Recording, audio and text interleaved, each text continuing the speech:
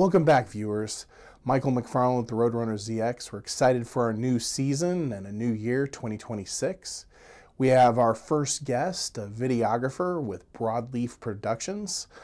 He's been doing it for the last 12 years, and then he has also worked for himself and others for the last 25 years. Grew up in Southern Illinois and knew the value of knowing your neighbor. His big thing and what he has taught me has been, how do you tell the story? And the most important thing is to try and get that story across to others so they can understand it. So help me welcome Scott Sarver with Broadleaf Productions. Scott, welcome to RoadrunnerZX. How are you today? I'm well, Michael. Thanks for having me. So as I did in the opening, you're from a small town. I am, yep. Not that Bloomington Normal is necessarily not a big place either. But how have you seen that hometown feel that's out there and taking that from your background to now the entire marketplace that is completely changed and businesses are fighting for a voice?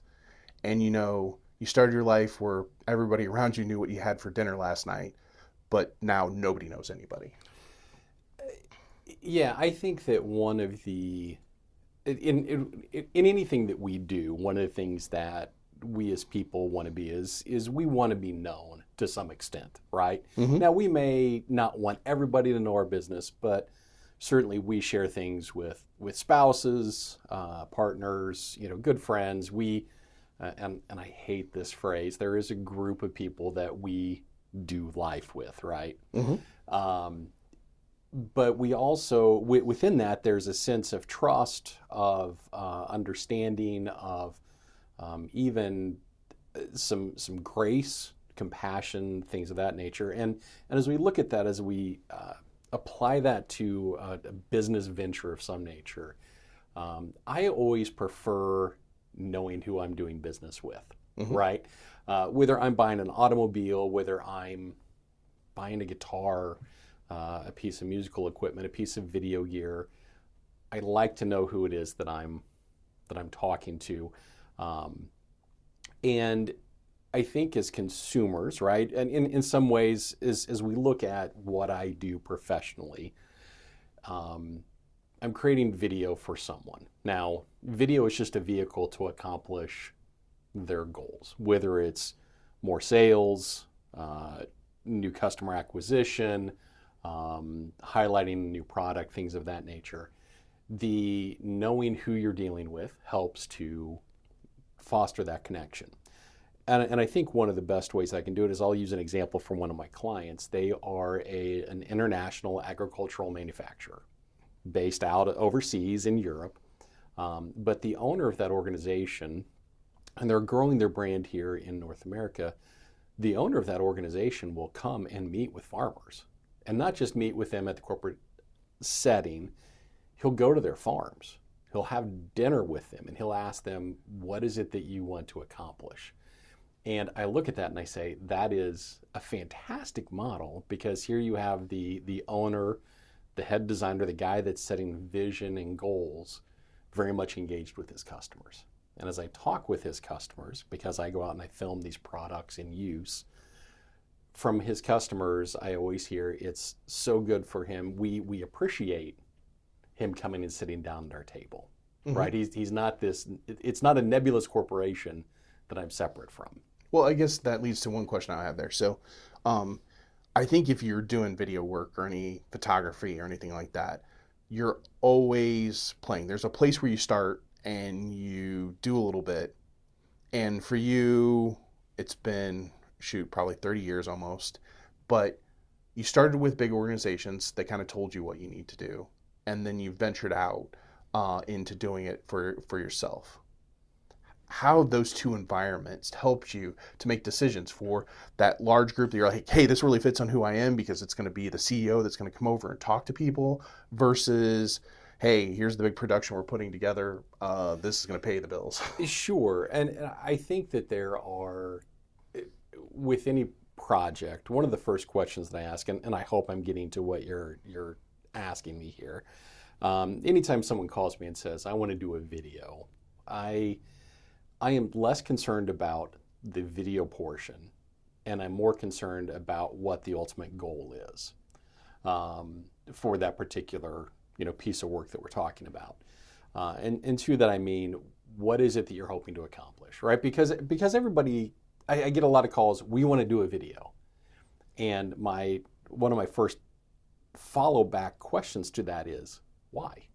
What is video solving for you, or what do you think that video is solving for you? What is the problem out there? The problem or challenge that you're facing that you feel like video can solve. And from there, then we can craft the rest of the piece. And so it's, again, I go back, I say, do you want a new customer? Okay, great. And let's just take that example. Someone calls me, they're selling widget X, and they say, we want more people to know about widget X. We think that this would be great. Well, I'm going to turn and ask questions about, well, how are you acquiring customers now? Mm-hmm. What are your customers coming to you looking for and asking about? Mm-hmm. Is your product actually meeting that need? And asking those questions so that I better know how to create that video for them, so that we are answering that question, we are meeting that need, because video is just a vehicle to accomplish a goal. So what I was going to say is that's a perfect statement. So video is the vehicle. It could be radio, it could be paper media.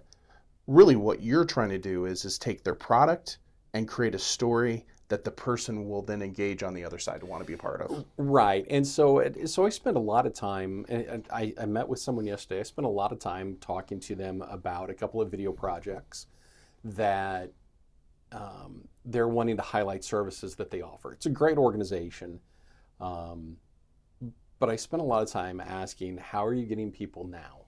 Mm-hmm. And who are you getting now, and who do you want to get? Right? So there was a notion I was introduced to years ago at a conference. There was a group of videographers out of Portland, and they talked about, as video professionals, we have two different types of reels, okay? Mm-hmm. And so a reel in my world it's what I show you that I've done, that I want to highlight what I do, right? Mm-hmm. So it's my demo reel. And they categorized it in two ways. They said you have your meal reel, and you have your what I want to do reel, okay? And what they mean by that is, we all have projects or things that we do in work that pay the bills, right? Mm-hmm. They're not glamorous, they're not glitzy. We don't necessarily like to do those things. But then we also have the things that we really love to do, and the things that energize us, the things that motivate us. And video is art, right? So there is a certain set of motivation there that I like to create art. I think that a lot of folks that produce video, they're drawn to that, right? The visual, the colors, the content. But they talked about, if you only show people your meal reel, then that's all the work that you're going to get. But if you only show your demo reel, then that's the type of customer that you're going to attract. And in my world, I started off years ago, 25 years ago, taking a lot of wedding photos as a still photographer. And it was great, paid the bills. I was not energized by being a wedding photographer. Uh-huh. It's not where I wanted to make a living. But at that point in time in my professional career as a freelancer, that's how I was supplementing income. That's how I was paying for new camera gear, things of that nature. Had I only put out wedding photos and wedding albums or wedding videos, guess what I would be today? Mm-hmm. I'd be a wedding videographer if I was still doing it. Mm-hmm. Well, the way I would say it is this is do what you don't want to do today so you don't have to tomorrow. And so it's one of those ones of, as you see business people, they stay in the same genre as opposed to, no, keep on working to get to the place of the work you want to do. Right. And so I highlight the things that I want to do, right? Mm-hmm. I highlight the projects that I want to work on. And then that way, hopefully, I gain a market share in that. So I'll take and I'll apply that to my customers, right? My mm-hmm. clients, to say, you have your meal reel, you have what you do that's paying the bills today. but you're coming to me with this video idea that is potentially saying we want to take business in a new direction because we need more clients or we want a different type of clientele. There's a client, she's a friend of mine here in town. We were in the middle of a project during COVID. And rightfully so, when COVID hit, you know, we pumped the brakes and we said, nope, we're not gonna push forward with this. And I think everybody at that point in time was, oh, what's gonna happen to my business? What's gonna happen to, and so I've seen her several times since, chamber events, I run into her in several places. And she's told me several times, she's like, I want to get back to it. We need to do video. I'm like, well, is your business going well? And she said, yeah, I've had to hire more people. You know, it's just crazy. And I said, okay, why do you need to hire me? I'll come and do work for you, but it sounds like you don't have margin right now to take on more work, right? So your plate is full. So is producing a piece of video, is that going to make your customers feel better about spending money with you? Are they going to spend more money with you? If yes, then okay, we can do something. If no, then okay, that's not a good expense for you, a good investment. But the question I always ask, I said, are you doing the work that you want to do? Right? You're busy. Are you doing the work that you want to do? Or are you looking to shift client base? Are you looking to shift the nature of your work? And if you're looking to shift the nature of your work, absolutely, let's talk. Let's see how we do that. But if you're content where you are, if your plate's full, if you see business continuing in the future, I'm not sure investing with me is a sound business model, right? As a freelancer, would I love to, make money? Absolutely. But at the same time, I'm also there to serve my client and make a product that is beneficial for them, right? I always want people to come back to me because they see the value of video and feel good about their investment with Broadleaf and the outcomes. So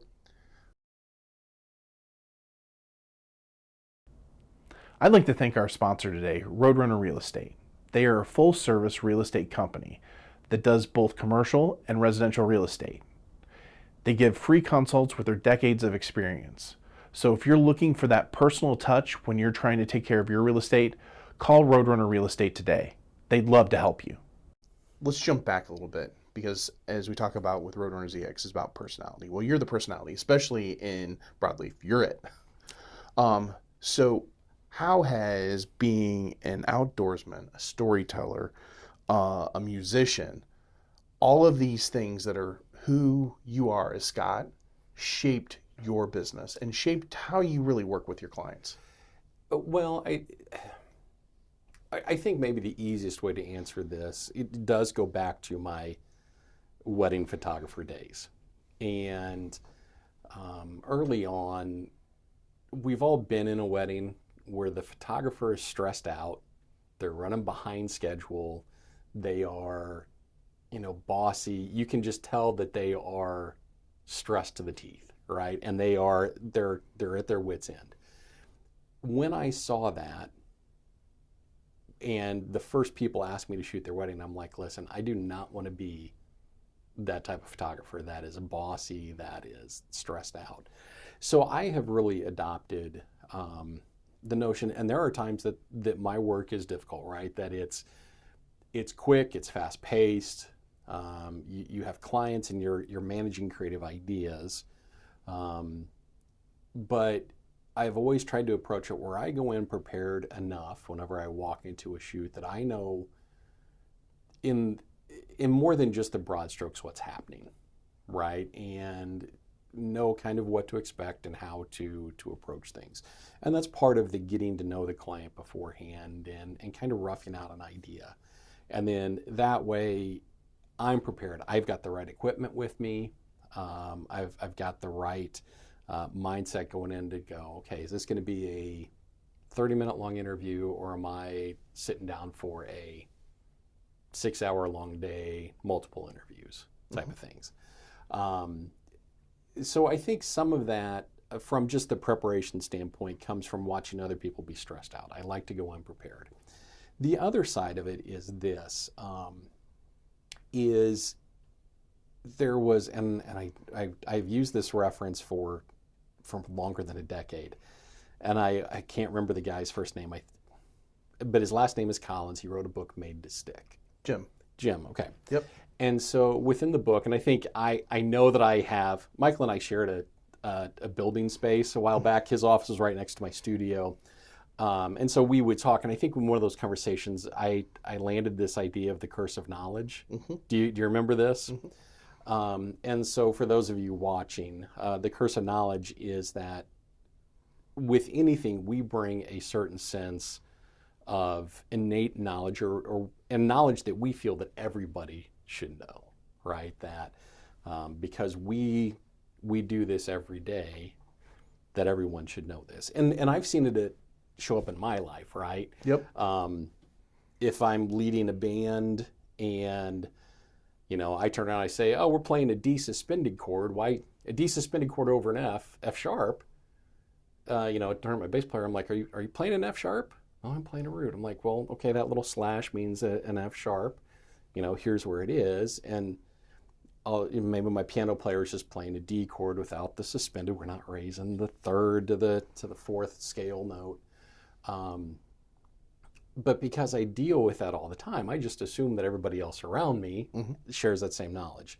And so Collins relates that by knocking a rhythm out, articulating a rhythm on a table, knocking it out or whatnot. And it's very clear to him, to the person knocking the rhythm out on the table, what they're doing, because they're humming it in the back of their head. And the people on the other side feels that it's incredibly clear. And I think this will work on video. So here is what the rhythm is. I'm going to clap out a rhythm. I want you to tell me what it is.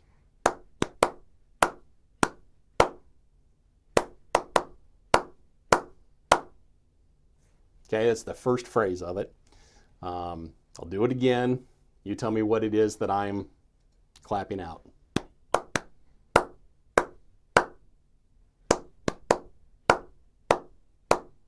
Do you remember this? I do. Okay. I think I know the song. So you think you do? Yeah. Okay, and I'll tell everyone watching at home, watching this wherever, it is not Happy Birthday. Okay. In the 12, I would have guessed Happy Birthday. and the person I showed this to yesterday, they said Happy Birthday. In the 12 years I've done this, no one has ever gotten this right. But the curse knowledge is this, right? In the back of my head, I'm humming, I'm singing the lyrics, I know where this is used, and it's crystalline to me what I'm doing. Mm-hmm. But to everyone else hearing this, it's not. It's noise. It's now, instead of paying attention and gathering what you're saying, we're confused and we're going, what is that song? That's got to be Happy Birthday. And that's the first thing that jumps in your head. It's Happy Birthday. No, that's not quite right. Well, what else could that be? And so as communicators, as storytellers, as business owners, right, a lot of times we're sitting there doing this and going, man, we are communicating so great. Everybody knows what we're saying.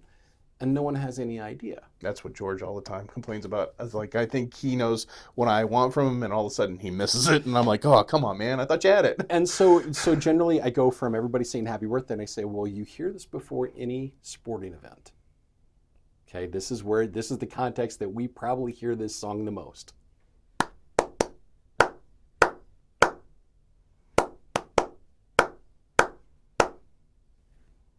Are you any closer? I mean, I think it's probably the Star Spangled Banner, but it is. I still think Happy Birthday. It is the Star Spangled Banner. Yeah. So in the back of my mind, I'm singing, oh, say, can you see by the dawn's early light?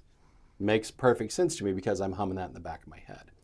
And so how that works out as we communicate, whether it's in video, just in general business communication, interpersonal communication even, right, is we have language that we use in our business. We have language that relates to our profession that we use all the time. And when we're in a group of folks that are dealing and working in that same profession, that language is certainly appropriate and proper, right? And in a lot of my dealings, it gets dubbed C-suite language, right? Where they're talking Q1, Q2, their QRF is doing really good, and their FPQ, those types of languages, because that's the world that they live in. But their employees out in their factory or their salespeople that's not the language that they use. And so I had a client years ago that would do quarterly town halls, and multi-billion-dollar corporation. And they're communicating to all these guys. It was a pick, pack, and ship company, right, to where people were grabbing products, putting them into a tow to go down an assembly line and end up at the final destination. And I finally looked at him at one point. I developed enough of a relationship with him that I said, can I ask what it is that you're saying with all these acronyms and programs? And he's like, well, business is good. And, this means that our profit sharing is up. I said, why don't you just say that? Because that's incredibly clear. Or if you were to say our QRF, this program that we're doing to maximize our profitability is working. And here's the upshot for you, right? That you're going to see more money. And so in every project that I approach, because I'm that outside voice, I'm the guy that doesn't understand when you first tell that to me. So I'm going to ask, and I'm going to say, all right, explain more to me about what we mean. Or they'll tell me what they want to do, and I said, okay, I heard this. Is this what you meant to say? Well, no, that's not exactly what I meant to say. Okay, great, let's adjust. Or I would say, out of everything that you've heard, this is what I think that your story is. This is how I perceive what you do in business. Is this accurate or not? And then we can kind of continue our discussion from there. So in some ways, and maybe this goes back to hunting, right? To kill a deer, you have to think like a deer. You have to be where the deer is, right? And in the same way with business, you have to be where your customer is. You have to do the things to draw your customer close enough to develop a new relationship, to close out a sale, to gain a new client. Maybe not a perfect analogy, but as a hunter, as a fisherman, we look at patterns, we look at conditions, and we say, should I be throwing a topwater bait right now? Well, no, it's really, really windy. It's not going to be the right time to throw a topwater. Well, what's the water temperature? Are the fish 5 feet deep? Are they up shallow spawning? And so that gives me direction as to where to go. And the same thing within business, within service organizations that deal with people, right? Because we can make a great product, but if people don't ever see it, don't have a chance to interact with it, if we're not talking to the right people, then we're not going to close that sale out. Well, and so that leads into kind of the next question, or where I'll go is, I think a lot of people out there, they'll see this and they go, hey, we just hit record. And from record, then brilliance happens. And I think you've laid out a good understanding of, no, it's beyond that. And what I've said to a lot of people is they've seen some of the videos and they're like, oh, I really want to do that. And every single time my line back to them is, come on, good luck. It took me 18 months just to get to the place of having the very first studio video that I could do, because it's not that easy if you do it correctly. I mean, you could turn on a camera, and I think you see a lot of that on, we use Facebook and YouTube or whatever, where people do videos and they do 60 of them and then they disappear because they think all it is that I pushed record, I put it out there, and people are going to love it because of that. And the ones you look at that are successful, their video quality may still be bad. Sometimes that's intentional, but they plan through the process of how it's supposed to look. Yeah. Content is king, right? It always has been and it always will be. I do have a threshold for professionability. What I want to hear. I do listen to a lot of podcasts. So as I drive, I find myself on the road more than what I would like to be, driving to a location or whatnot. And most of the time, I want to be consuming a podcast in my truck. Now, some of it's just for my own edification. Some of it's true crime, right? Because that's hot right now. But I will make allowances for poor quality if the content is good. right? I'll make some allowances for bad audio, bad video if it's content that I want to ingest, if it's something that I am keenly interested in. But that said, sometimes there's content that I'm really interested in that I can't get by the poor quality of production. And some of that relates to audio, especially in the truck, if the audio is really low, if they're not using individual microphones, all that sort of stuff. I can't do it. But if it's something that I'm really interested in, great, I'm going to watch it. And I'll use this analogy of I watch YouTube a lot at home, right? I've cut the cord. Certainly there's a lot of shows at home that we will watch, series or whatnot, but it's generally we're binge watching things. But if it's just me at the TV, generally I'm in YouTube. I love to learn, right? It's I don't know that I'm fully autodidactic, but I want to ingest and learn things and see things. And not everybody out there is a professional videographer, but I follow a lot of folks because it's information that I want to know. But one thing that happens with that, if you want longevity in producing a podcast, in producing a video podcast, even producing videos for your business, is you have to have a strategy. It's been 20 some odd years ago. There's a group of friends, colleagues where I was working at the university I was working at, that we started a podcast. Mm-hmm. And it was right as, who was the VJ? Adam. He was slinging Senseo coffee pods, right? You could do something and you get a Senseo for free. So it was right as podcasting was coming about.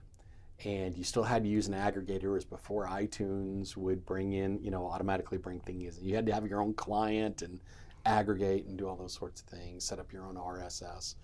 So these two friends and I, we decided that we would make a podcast. We would go to lunch at the Blue Dog Inn in Lincoln all the time.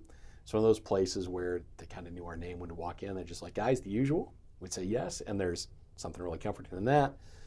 But we would have these great conversations where we're like, we should just take our lunch conversations and make a podcast, right? And in some ways, it was kind of Seinfeldian. It was a show about nothing, right? We didn't have a topic that we were talking about. We weren't talking about church. We weren't talking about politics. It was just a conversation, right? The three of us.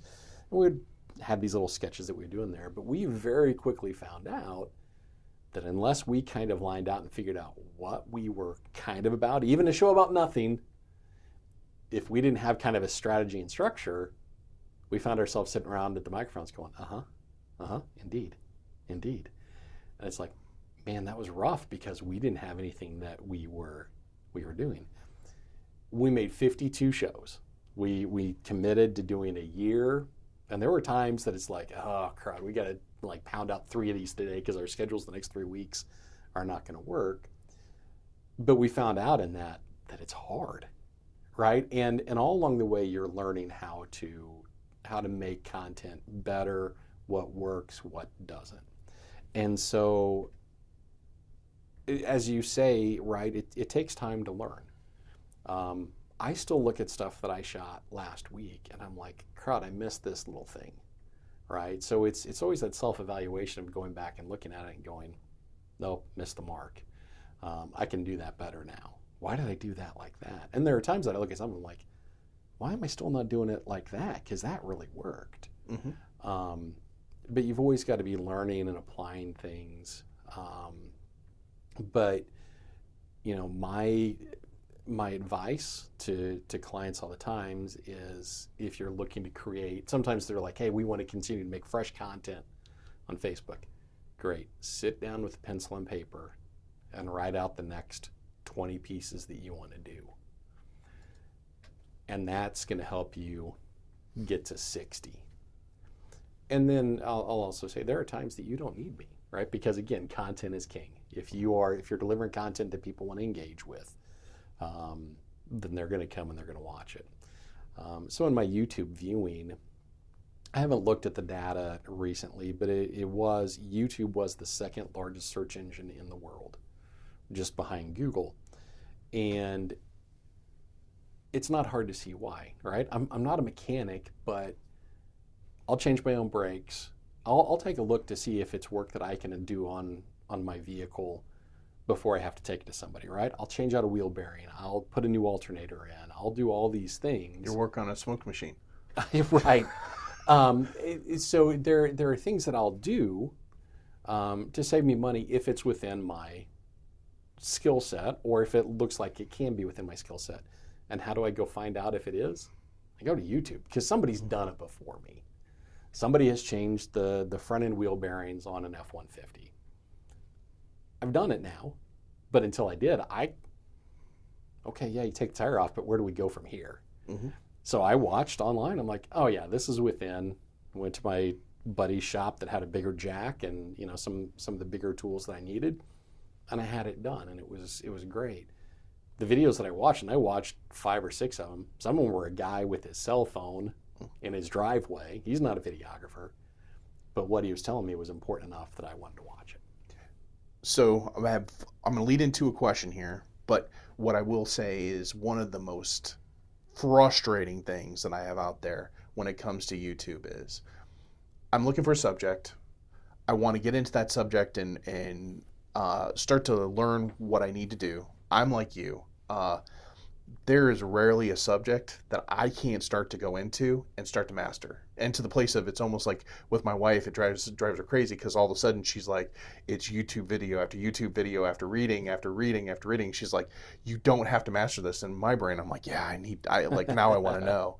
But the thing that drives me crazy on videos is you pop it on and it does so this is me and me and me and me and me and me and me and me and me, and you're like, I'm 5 minutes in, brother. Mm-hmm. I want to know, click off next. Yep. To the place of where it used to be I'd try and like move through, and now it's just like, no, I don't care where you get, because you haven't planned what you wanted to do. Your whole purpose for doing this, you've told us, is about you. And it just so happens that you're trying to maybe get this other subject that people will pay attention to pay attention to you. Right. And there are I think there are 2 different type of people that exist, is specifically within like the YouTube, TikTok space, is they're generating content or they're generating engagement off their personality. Then there are those that are looking to disseminate knowledge and let their knowledge be the driver for their engagement, right? Because there are people that are making a living producing YouTube content. To how you and I are going to speak, right, into the business world, into the professional world, is you need to get to your subject quickly. Because of that very thing, right, is if you don't give people what they're looking for quickly, you're trying to hold their engagement before they bounce out, right? It used to be that they would say you have to engage someone's, capture their attention within the first 10 seconds of a piece of video for them to retain them. And I could see that in some of the analytics that I would look at for pieces that I would produce for folks. But I also always want to talk to them specifically about what I do is where and how are people viewing your video, right? And so do you have a captive audience? Is it engagement online? Is it a TV commercial? Is it a pre-roll commercial for YouTube, right? If it's a pre-roll commercial for YouTube, you've got about 5 seconds to capture enough people's attention. To get the goldfish to pay attention. Right, before they click skip, right? Now, I'm the guy that I pay for YouTube Premium so I don't have to see ads. YouTube's still getting the ad dollars off of that. I just don't have to watch them, but the advertisers aren't getting anything out of that either. But if you are creating something like that, you have to capture attention early on. Now, if you are showing something at a corporate event in a live venue where you have a captive audience, you've got as much time as what you want to spend, but I still won't say that it needs to be engaging, right? I used to produce a piece for a church that I worked at, and we called it Monday Morning Pastor.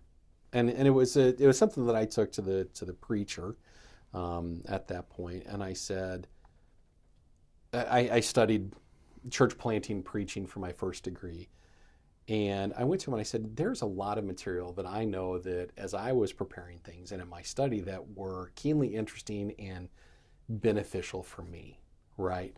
But just didn't make the final cut, as it were, right? They didn't make the edit. So I'm like, it would be kind of cool to be able to kind of go into some of those details, some more of those details that you learned in your study, kind of a post-game, why did you choose to go this way with this particular passage and whatnot. And ultimately it did kind of go a little bit of a different direction. It turned more about the art of preaching, if you will, between a conversation between two of our staff. And those videos would run anywhere between 10 to 18 minutes, right? Now that is, I would look at that and I'm like, oh, this is entirely too long. Nobody's going to engage with these. The opposite was true. Now our audience wasn't huge. We had a couple hundred people watching it weekly, but I could look at the statistics and they were watching it from beginning until the credits, the outro screen would run. And what that told me is our audience that was watching this was fully engaged and they wanted to know that we were doing something with that. Now, had we put all those out there and look at the analytics and they watched through the first 3 minutes and everybody dropped off, then I'd be like, all right, this isn't worth doing. But after 2 months of doing it, kind of hit the evaluation stage to say, is this working? And I could look at the analytics and say, guys, we have 200 people that are watching this. And I could look based upon IP and see kind of generalized location. I'm like, there's maybe a quarter of that that's watching within the Bloomington Normal area. But 75% of it is coming from surrounding areas. And so, we kind of surmise to say, well, these are other preachers, churches watching this. And, here we're having some influence and hopefully helping these churches out. So that became a huge boon. And now it's, energized the work because we have an audience that we didn't expect that was fully engaged. And here we were maximizing our potential. Mm-hmm. And so the same thing I would say to a business is to say, what is it that you do uniquely well? And what is it that people are interested in? And then what's the metric by which we measure success, right? So by a lot of video standards, an audience of a couple hundred is nothing compared to a lot of things, right? I think you said you have 1,000-ish subscribers to this. Yep. Right, there are more people that have subscribed to this than were watching that particular product we were producing. But the metric that we were judging it by, we said, man, this is a hit for us. And so that's always, how I start to look at things is how do we measure success? Who do we want our audience to be? Are we giving our audience something worthwhile? Wow, viewers, that was a great first half of the interview with Scott Sarver from Broadleaf Productions. We look forward to seeing you next week. So please like and subscribe. If you haven't, go out to our Facebook page and follow us there. And we'll see the second half of Scott next week.